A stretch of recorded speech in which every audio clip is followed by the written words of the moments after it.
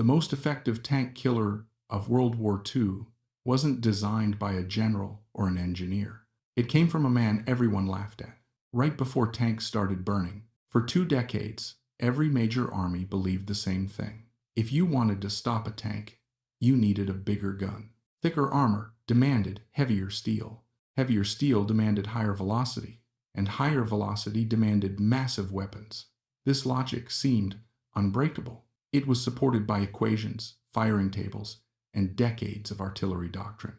Kinetic energy was king. The only way through armor was to hit it harder, faster, and heavier than before. So, armies built exactly what the math demanded. Anti-tank guns grew larger every year. Barrels became longer, ammunition became heavier, crews became larger, mobility disappeared.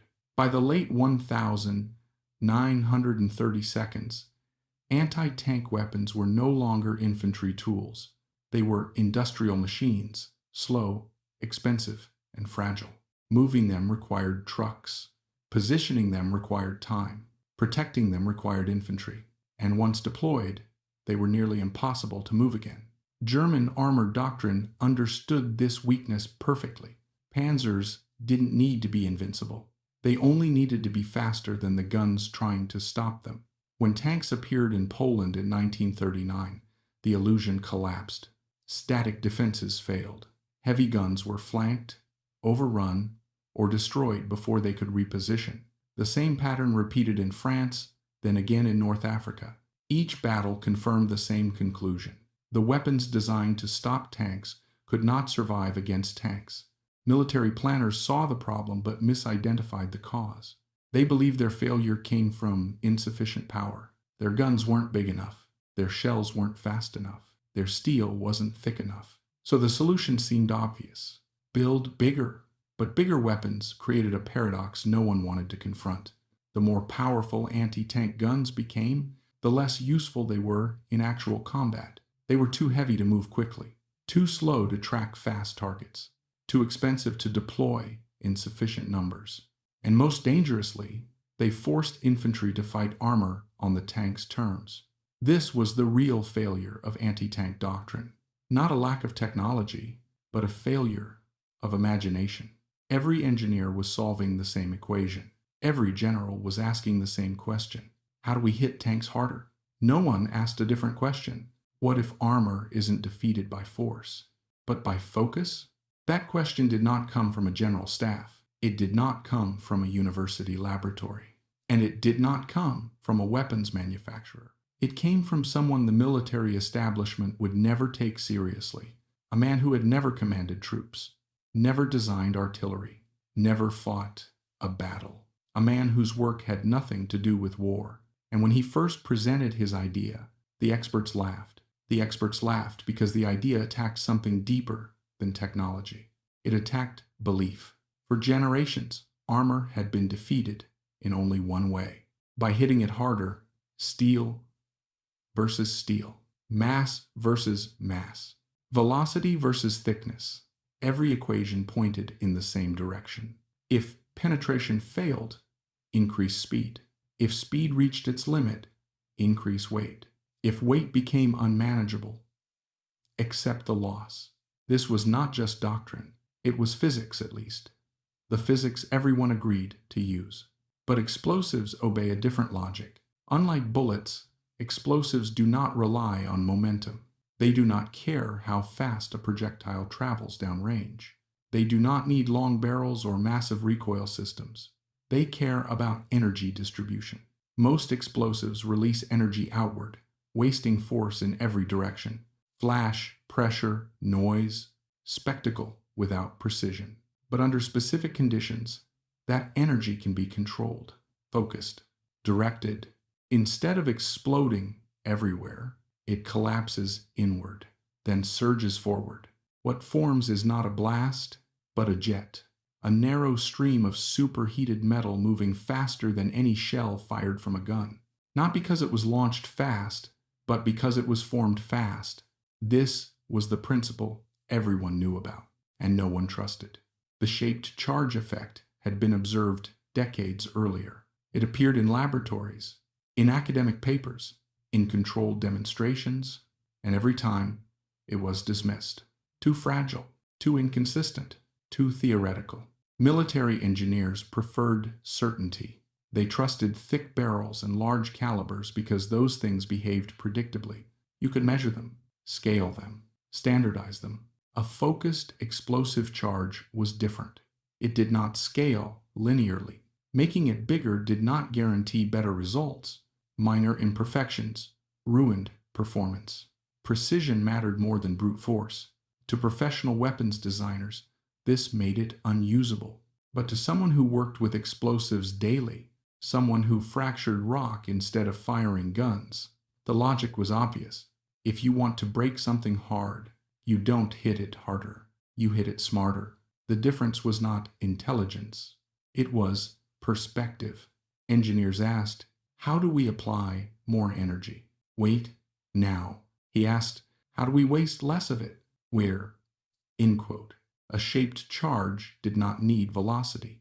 It created its own. It did not need mass. It concentrated effect, and most dangerously to doctrine, its performance was independent of size. A small charge could penetrate thick armor. A larger one did not necessarily do better. This shattered every assumption behind anti-tank weapons. If penetration came from focus rather than force, then massive guns were no longer essential. If a handheld device could deliver the same effect, then armor dominance collapsed. And that was the real reason the idea was rejected. Not because it failed, but because it succeeded too well. Accepting it meant admitting that decades of doctrine were wrong, that entire arsenals had been built on flawed assumptions, that the problem was never firepower. It was thinking, so the experts dismissed it. They labeled it impractical, unreliable, dangerous. They told themselves that wars could not be won with theories born outside the system. What they did not realize, what they would soon be forced to confront, was that tanks had already exposed the weakness in their thinking, and once that weakness was exploited, no amount of steel could protect them. Revolutionary ideas do not fail because they are wrong. They fail because they threaten everything built on what came before. The problem was no longer physics. The problem was authority. Military institutions do not reject new ideas lightly. They reject them methodically. Committees are formed. Reports are written. Demonstrations are observed through layers of skepticism. Every flaw is magnified. Every uncertainty becomes a reason to stop. And shaped charges offered many reasons. They demanded precision manufacturing at a time when mass production favored tolerance. They behaved differently from conventional weapons. They refused to scale predictably. They could not be tested using existing firing tables. Most dangerously, they could not be explained within existing doctrine. So when the idea was first presented to military authorities, the response was immediate and dismissive. This was not a weapon. This was a laboratory curiosity. Officers trained in artillery saw no place for it on the battlefield. Engineers responsible for standardization saw no way to control it. Strategists saw no doctrine that could integrate it without rewriting everything. The verdict was consistent across borders. Swiss authorities declined to pursue development. British experts examined the concept and moved on. French weapons committees rejected it outright. American military observers filed cautious reports recommending against further consideration. Different nations. Same conclusion. Not because the idea had been disproven, but because it did not belong. Professional pride played its part. So did institutional inertia. Accepting the concept meant admitting that expertise had failed. That years of research into heavier guns had chased the wrong solution. That a problem studied by the world's best engineers had been misunderstood. That was an admission no institution wanted to make. Instead, they demanded guarantees. Reliability under combat conditions. Manufacturability at scale. Repeatable performance across varying materials and angles. These were reasonable demands, and impossible to satisfy without investment. But investment would mean belief, and belief was the one thing the system refused to offer. So the idea stalled. While tanks rolled across Europe, the solution to stopping them sat on workbenches and in notebooks dismissed as impractical. The irony was brutal. The same armies that feared armored breakthroughs were clinging to doctrines that guaranteed those breakthroughs would succeed. They studied battlefield failures and drew the wrong lesson. Their guns had failed, so they built bigger ones. Their guns were slow, so they added horsepower. Their guns were vulnerable, so they entrenched them deeper. None of it worked, because none of it addressed the real flaw. The assumption that armor must be defeated by force. By 1940, the consequences were undeniable. In France, heavy anti-tank guns were bypassed or destroyed before they could engage. In North Africa, mobility mattered more than caliber. In every engagement, infantry found themselves exposed, waiting for weapons that could not keep up. The system was running out of time, and only when its failures became impossible to ignore did attitudes begin to shift. Not because the idea had changed, but because the battlefield had. When conventional doctrine collapses, institutions do not search for elegant solutions. They search for desperate ones, and that desperation would finally open the door to an idea they had laughed at for years. Skepticism only survives while failure can be explained away. By late 1940, it no longer could. Across Europe and North Africa, armored formations were rewriting the rules of ground warfare. Heavy anti-tank guns failed to arrive in time. Infantry units were overrun before defenses could be established. Reports described the same pattern again and again. The doctrine was broken, and once doctrine collapses, even the most rigid institutions become willing to watch the unthinkable. That was the only reason the demonstration happened. Not because the idea had gained credibility, but because every alternative had failed. The test was simple and deliberately unforgiving. No ideal conditions, no laboratory excuses. A slab of hardened steel representing the frontal armor of a modern tank. Observers expected nothing. They had seen impressive claims before. They had heard promises from inventors chasing funding. They were trained to assume exaggeration. The charge was small, embarrassingly small. It did not resemble a weapon. It looked like a modified industrial explosive, crude and unrefined. There was no long barrel, no recoil system, no mass to inspire confidence. When it detonated, there was no dramatic explosion, just a sharp flash, a brief, metallic scream, and then silence. For a moment, no one moved. The steel plate was still standing, unshattered, intact. Skepticism returned, until someone stepped forward to examine the target. At the center of the plate was a perfectly round hole, not cracked, not bent, not torn apart by brute force, drilled, clean penetration through armor thickness that existing infantry weapons could not defeat at point-blank range. The room changed. This was not a lucky hit, not fragmentation damage, not a testing anomaly. The geometry of the hole told the story. This was focused energy. The numbers followed quickly and made denial impossible. Penetration exceeded that of the standard anti-tank gun, not marginally, by multiples. Weight comparisons were worse. The device weighed a fraction of existing systems. It required no crew, no towing vehicle, no prepared position. It could be carried by a single soldier, and that was the moment everything shifted. Because the implications were no longer technical, they were strategic. If this effect could be reproduced reliably, then armored dominance collapsed at the squad level. Every infantry unit would possess the ability to kill tanks. Every position would become a threat. Every advance would carry risk. The silence that followed was not disbelief, it was calculation. Doctrine was being rewritten in real time. Some still resisted. They spoke of production challenges, of reliability under battlefield stress, of the danger of trusting experimental physics. But those objections sounded weak now. The battlefield had already answered them. Conventional weapons had failed in combat. This one had succeeded in testing. For the first time, the burden of proof reversed. Those defending the old system now had to explain why it should survive, and they couldn't.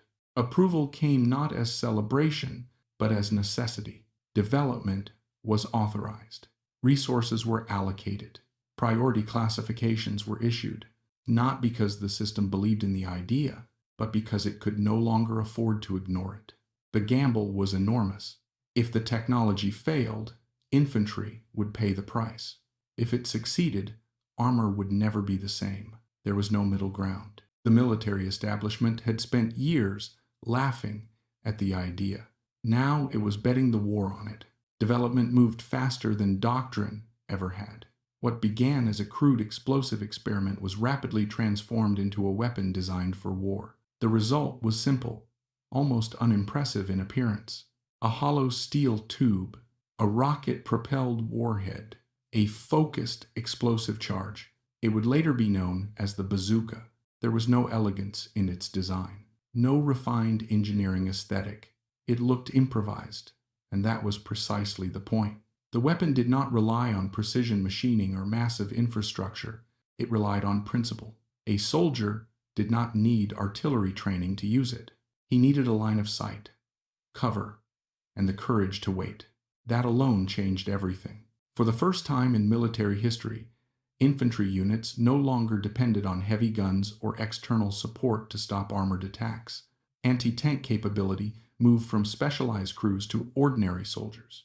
The battlefield noticed immediately. In North Africa, where mobility defined survival, bazooka teams repositioned faster than tanks could respond. The weapon's light weight allowed ambush tactics that had never been possible before. A tank that advanced too confidently was no longer dominant. It was exposed. The psychological shift was immediate and devastating. German tank crews had been trained to fear artillery. They had learned how to spot anti-tank guns, suppress them, destroy them. But this was different. There was no gun to identify, no fixed position to eliminate. Every piece of cover became a potential threat. Every infantry formation could conceal a weapon capable of destroying a tank with a single shot. Confidence eroded. Reports from the front reflected the change.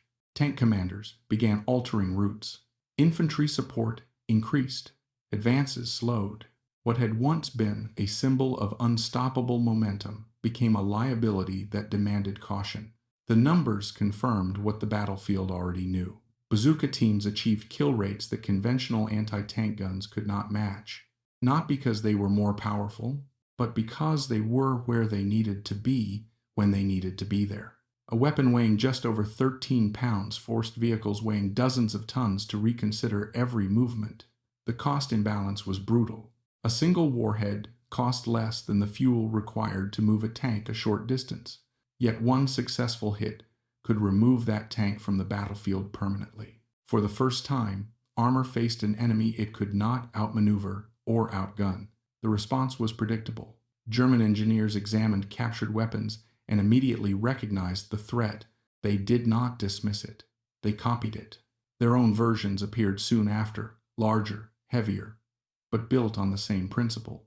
The imitation was the clearest confirmation of success.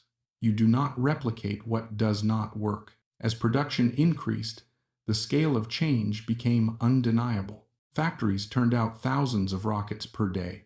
Infantry units reorganized around the new capability. Tactics evolved to integrate handheld anti-tank weapons as standard equipment. Armor dominance did not vanish overnight, but it was no longer absolute.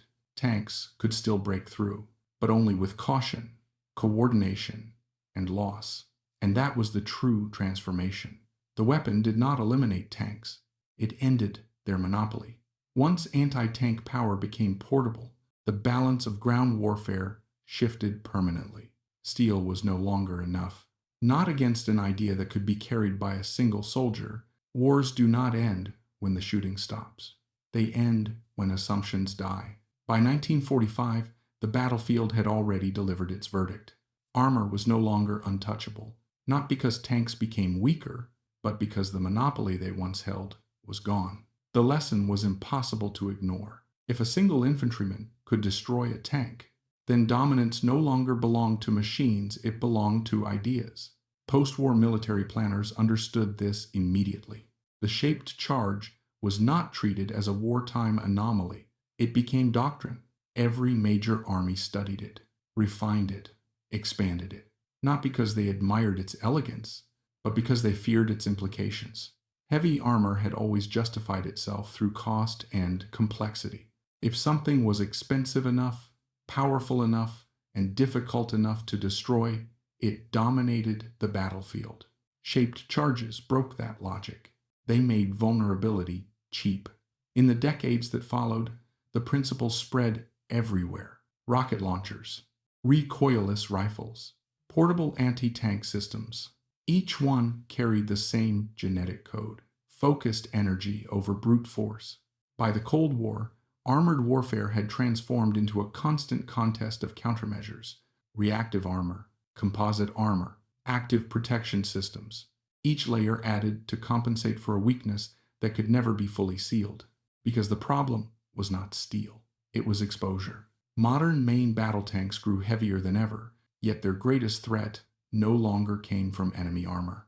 It came from the infantry, from hillsides, from alleyways, from unseen positions held by soldiers carrying weapons that cost a fraction of their target. The same logic that once terrified German panzer crews now defines modern warfare. From the Middle East to Eastern Europe, armored vehicles still burn not because technology stalled, but because vulnerability scales faster than protection. And the idea that started it all did not come from a weapons program. It came from a different way of thinking. The inventor did not set out to change warfare. He was not chasing military dominance or strategic advantage. He was solving a practical problem: how to concentrate force efficiently. The military system resisted him for as long as it could. Then it adopted his idea so completely that his name nearly disappeared.